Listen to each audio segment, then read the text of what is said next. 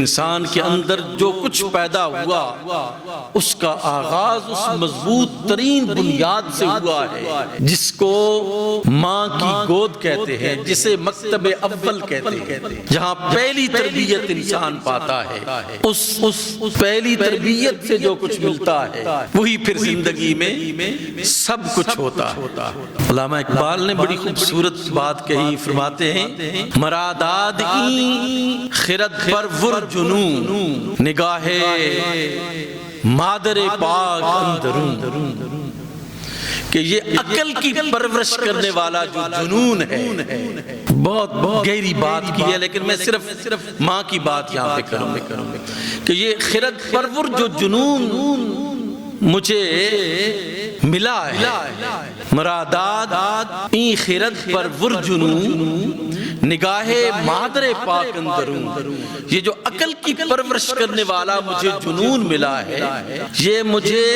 باطن پاک رکھنے والی ماں کی نگاہ سے مجھے ملا، اس ماں سے مجھے ملا ہے جس ماں کا باطن پاک۔ یہ جو خرد پرور جنون مجھے ملا ہے یہ نگاہ مادر پاک اندرون، اس پاکیزہ ماں کی نگاہ سے ملا ہے جس کا اندر جو ہے، جس کا باطن جو ہے وہ روشن سے مکتب چشم و دل نتواں گرفتن، کہ مکتب نیز جز سحر و فسون، کہ یہ چیز مجھے مکتب سے نہیں ملی، اس لیے کہ آنکھ اور دل، علامہ نے فرمایا آنکھ اور دل مکتب سے نہیں ملتے، آنکھ اور دل مکتب سے نہیں ملتے، یہاں تو شعبدہ بازی کے سحر و فسون کے علاوہ کچھ بھی نہیں ملتا۔ مجھے یہ جو خرد پرور جنون دیا ہے وہ میری ماں کی نگاہ نے دیا ہے جس کا اندر پاک، جس نے مجھے رسول اللہ کے درود کی لوریاں سنائی ہیں، جس نے مجھے کلمہ طیبہ کی لوریاں سنائی ہیں، یہ خرد پرور جنون مجھے وہاں سے ملا۔ تو انسان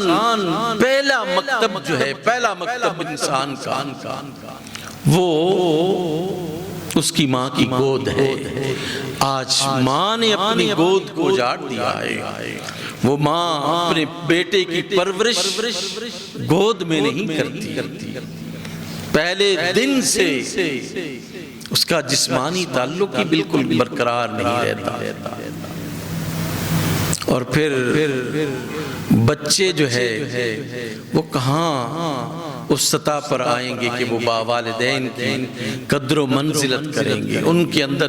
ثابت قدمی ہوگی، وہ شکوہ گناہ نہیں ہوں گے، وہ گلہ نہیں کریں گے اپنے والدین کا،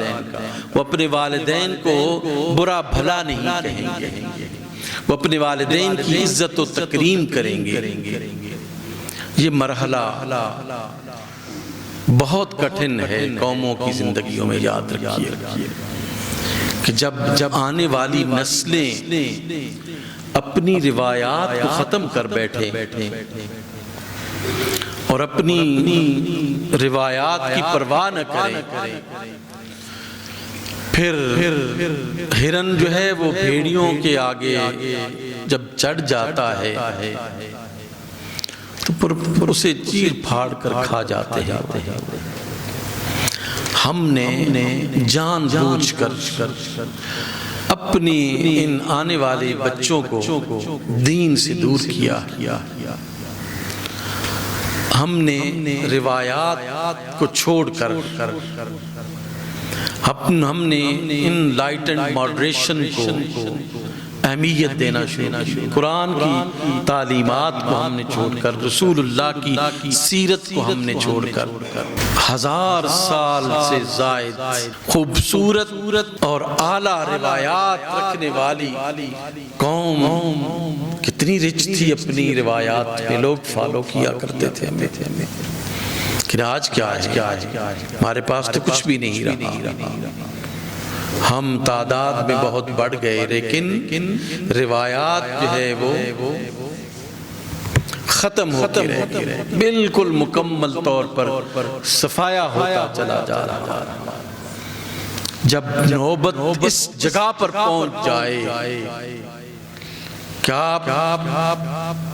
ایک وہ مذہب جو اقلیت میں ہے اس کی میں یہ نہیں کہہ رہا کہ کوئی اپنی روایات کو نہ اپنائے یا ان کی خوشیوں میں شریک نہ ہو، ضرور شریک ہوں جہاں ہمیں شریعت اجازت دیتی ہے، لیکن اگر ہم ایک قوم کی اور ایک کمیونٹی کے اندر اتنا انوالو ہو جائیں کہ ہمارے بڑے سے بڑے جو حکام ہیں وہ بھی خوشی محسوس کریں ان کے پاس جا کر کیک کاٹنے میں، اور ہمارا جو سب سے بڑا قائد اعظم محمد علی جناح ہے اس کے دن کو ہم اسی طرح جو ہے وہ چھوڑ کر چلے جائیں،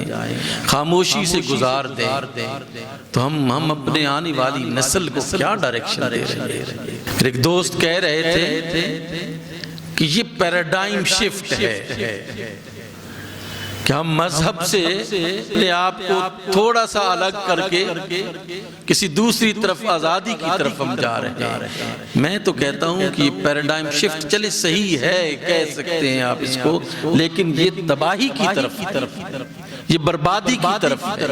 یہ روایات کے کشت و خون کی طرف، یہ اسلام کو زندہ گاڑ دینے کی طرف ہے۔ پیراڈائم شفٹ اگر ہے تو ہم نے 1400 سال میں کیا کیا اگر آج ہم اپنی روایات کو چھوڑ دیں، اپنی تعلیمات کو چھوڑ دیں، تو کیا ہمارے آبا، ہمارے اکابر سب کچھ درست نہیں کر رہے تھے؟ وہ ٹھیک تھے، وہ زمانے میں معزز تھے صاحب قرآن ہو کر، اور ہم خار ہوئے تارک قرآن ہو کر۔ ہم نے دوسروں کی روایات میں اپنی عافیت سمجھ لی ہے، جبکہ عافیت جو ہے وہ ہمارے اپنے دین کے اندر موجود ہے۔